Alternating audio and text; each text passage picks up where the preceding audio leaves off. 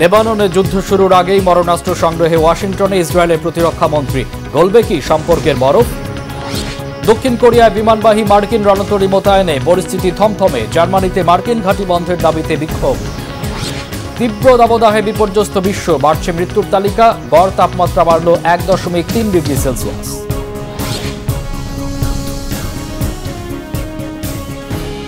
আসসালামু আলাইকুম, দেখছিলেন Bangla vision world news headline.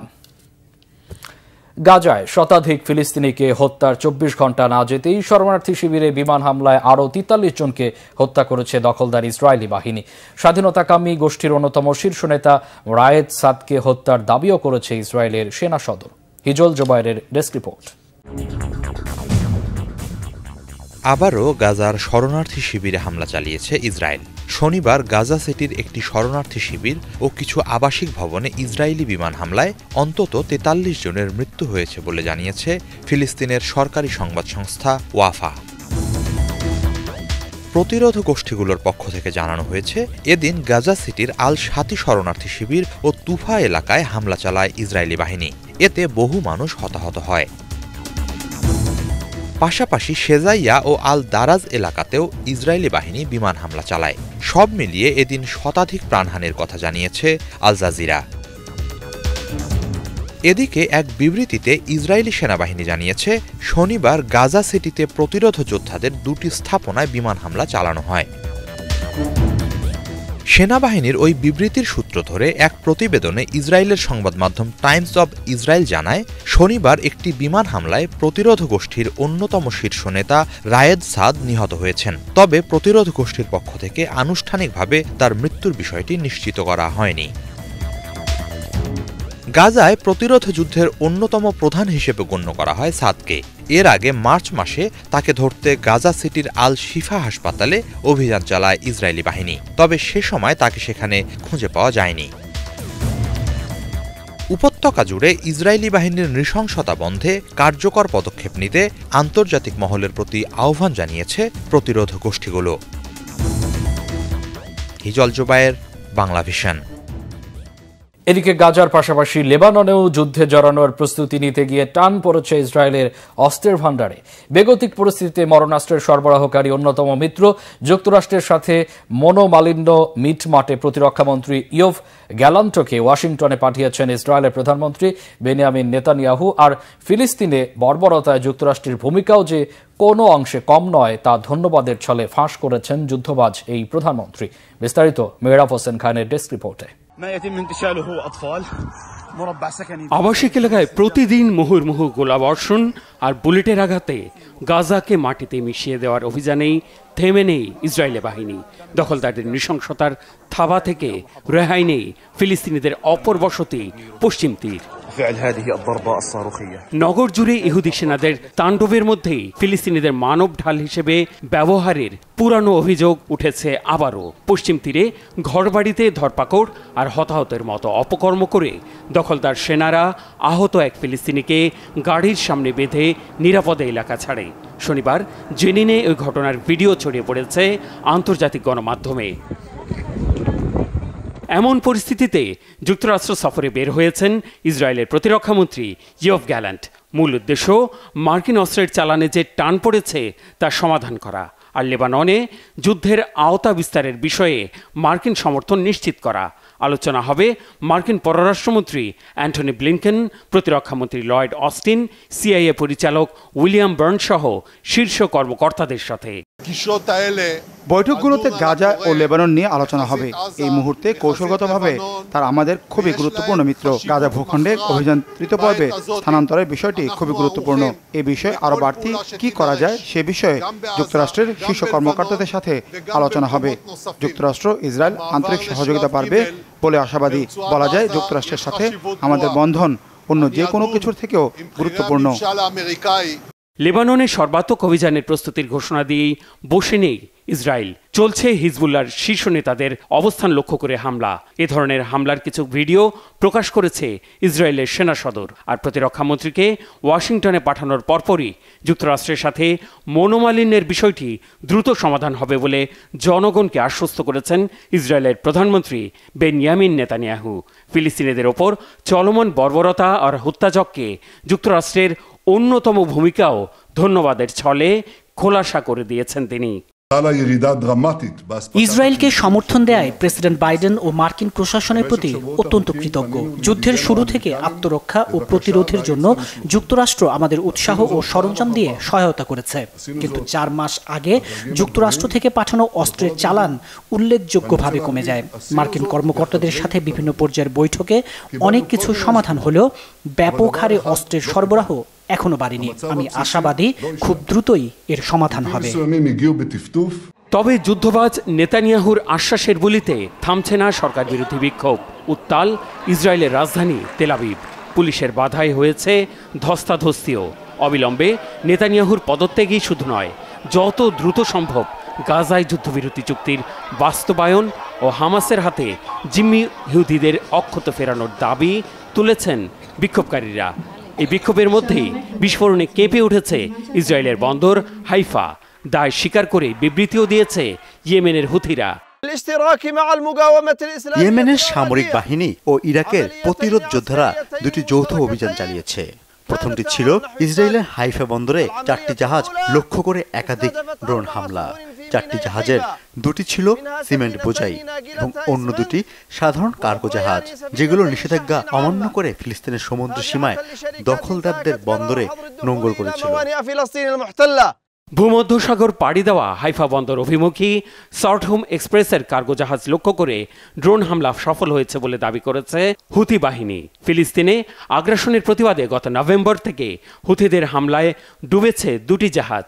নিহত হয়েছে অন্তত 3 জন, আর তাদের হাতে জব্দ আছে আরও 1টি জাহাজ। Mehrab Hussain Khan, Bangla vision, news desk.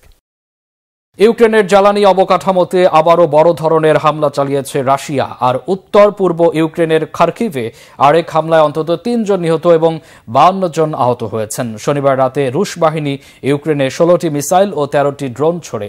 এর মধ্যে 12টি মিসাইল ভূপাতিত করার দাবি করেছে ইউক্রেনের সেনারা। রুশ বাহিনীর নতুন হামলায় আহত হয়েছেন জপোরিজিয়া অঞ্চলে বিদ্যুৎ বিভাগের 2 কর্মী। আহতদের হাসপাতালে ভর্তি করা হয়েছে। অপরদিকে পশ্চিমাঞ্চলের লভিভে বিদ্যুৎ সরবরাহের সরঞ্জাম ক্ষতিগ্রস্ত হয়েছে বলে জানিয়েছেন স্থানীয় প্রশাসন। গত 3 মাসে এ নিয়ে 8মবারের মতো জ্বালানি অবকাঠামোতে হামলা চালালো রাশিয়া। এদিকে ইউক্রেনের খার্কিভে গাইডেড গোলার আঘাতে হতাহত হয়েছে অর্ধশতাধিক নগরবাসী। শহরে কমপক্ষে 4টি বিস্ফোরণের শব্দ শোনা গেছে। খার্কিভের আঞ্চলিক গভর্নর বলেছেন শহরটিতে সামরিক স্থাপনা নেই, এটি বেসামরিক অবকাঠামোর উপর পরিকল্পিত সন্ত্রাসী হামলা। রাশিয়ার প্রেসিডেন্ট ভ্লাদিমির পুতিন উত্তর কোরিয়া সফরের সপ্তাহ না যেতেই দক্ষিণ কোরিয়ায় বিমানবাহী পারমাণবিক রণতরী মোতায়েন করেছে যুক্তরাষ্ট্র। রাশিয়ার সাথে উত্তর কোরিয়ার সামরিক ও প্রতিরক্ষা চুক্তির পরপরই যুক্তরাষ্ট্রের এই পদক্ষেপে পরিস্থিতি আরও থমথমে হয়ে উঠেছে। এই রণতরী মোতায়েনের মূল উদ্দেশ্য দক্ষিণ কোরিয়া ও জাপানের সাথে পূর্ব নির্ধারিত যৌথ মহড়া বলা হলেও বিশ্লেষকরা বলছেন রুশ হুমকি ঠেকাতে দক্ষিণ কোরিয়া যে একা নয় সেই বার্তা দেওয়ার কৌশলী পদক্ষেপ এটি। বিস্তারিত হাফিজুল ইসলামের ডেস্ক রিপোর্টে।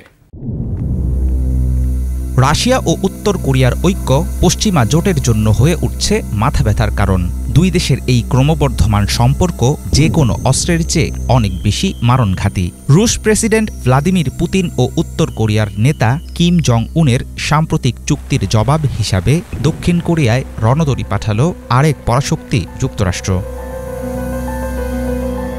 যুক্তরাষ্ট্র প্রতিবেশী দেশ দক্ষিণ কোরিয়া ও তার মিত্রদের কেউ যদি পুতিন কিংবা কিমের দেশে আক্রমণ করে তাহলে একে অপরকে সামরিকভাবে সাহায্য করার বিষয়ে সম্মত হয়েছেন পশ্চিমা বিরোধী এই দুই নেতা। চুক্তিটি নিয়ে তীব্র আপত্তি দক্ষিণ কোরিয়ার। রাশিয়ার রাষ্ট্রদূতকে তলব করে প্রতিবাদ জানানো হয় 21 জুন। তার পরদিন শনিবার বুসান নৌঘাটিতে পৌঁছায় যুক্তরাষ্ট্রের পারমাণবিক শক্তিসম্পন্ন যুদ্ধ বিমানবাহী রণতরী USS থিওডোর রুজভেল্ট।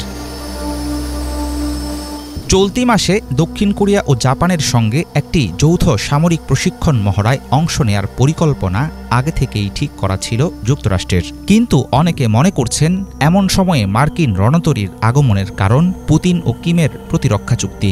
যুক্তরাষ্ট্র দক্ষিণ কোরিয়া জোটের শক্তিশালী যৌথ প্রতিরক্ষা ব্যবস্থা সামনে আনা এবং সামরিক শক্তি প্রদর্শন করাই এই মহড়ার মূল উদ্দেশ্য।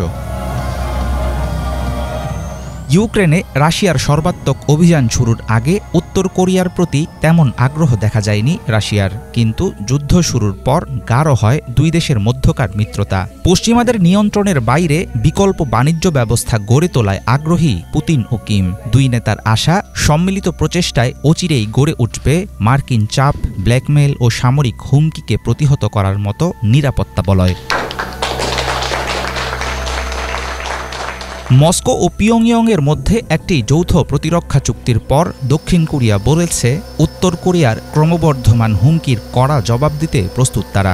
একঘরে হয়ে থাকা রাশিয়া ও উত্তর কোরিয়ার মধ্যকার চুক্তি দক্ষিণ কোরিয়ার নিরাপত্তার জন্য একটি হুমকি। এর পরিপ্রেক্ষিতে তারা ইউক্রেনকে অস্ত্র সহায়তার বিষয়টি বিবেচনা করতে পারে। 5, 4, 3, 2, 1. দীর্ঘ সময় ধরে উত্তর ও দক্ষিণ কোরিয়ার মধ্যে চলে আসছে সাপে নেউলে সম্পর্ক।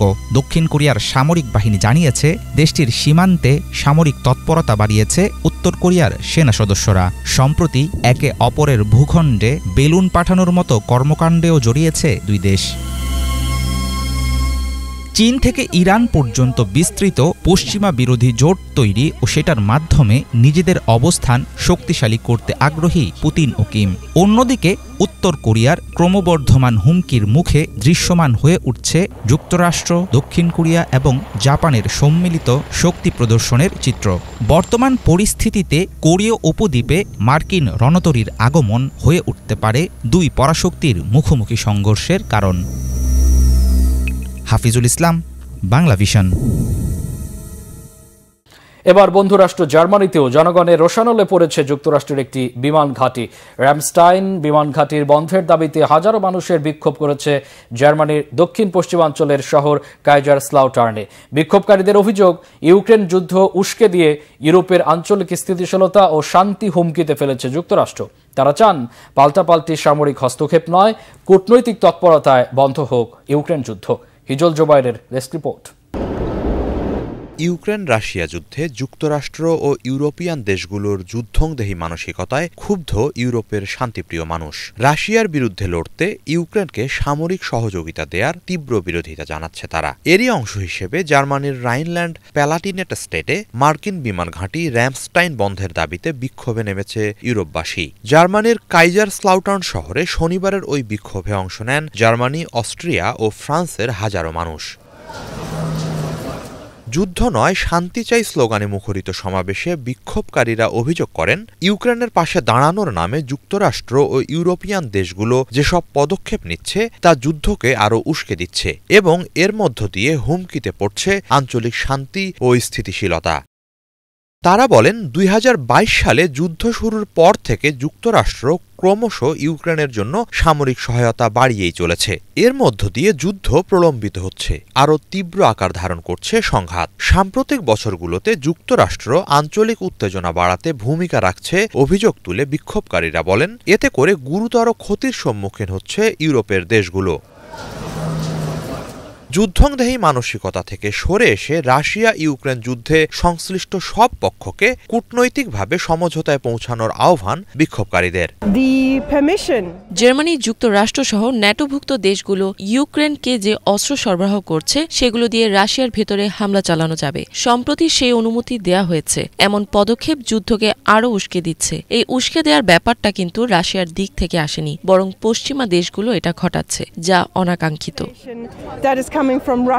এ অবস্থায় পরিস্থিতি আরো ভয়াবহ হয়ে উঠছে। আলোচনা ও সমঝোতার মাধ্যমে সমাধানে পৌঁছানো সম্ভব না হলে ইউক্রেন যুদ্ধ চলতেই থাকবে, আর দিন দিন তা আরো ভয়াবহ আকারে ইউরোপের অন্যান্য অঞ্চলে ছড়িয়ে পড়তে পারে, এমনটাই আশঙ্কা বিক্ষোভকারীদের। 1951 সালে জার্মানিতে নির্মিত হয় মার্কিন বিমান ঘাঁটি র্যামস্টাইন। এটি ইউরোপে ন্যাটো ও যুক্তরাষ্ট্রের সর্ববৃহৎ বিমান ঘাঁটি। এখান থেকে শত্রু দেশগুলোতে নানা সময় বিভিন্ন সামরিক অভিযান পরিচালনা করা হয়। হিজল জুবায়ের, বাংলা ভিশন।